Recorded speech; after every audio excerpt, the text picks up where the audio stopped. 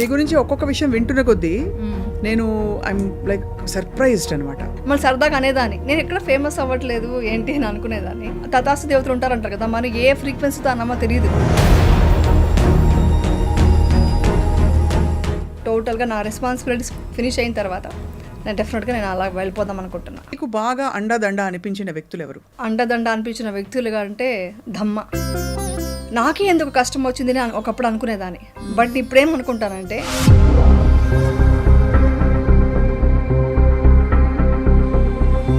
నాకు అవమానాలు ఇప్పటికీ ఆగలేదు. ఇప్పటికీనా? నేను మనసుకు తీసుకోవట్లేదు. బుద్ధుడు చెప్పిన ఒకే పాయింట్,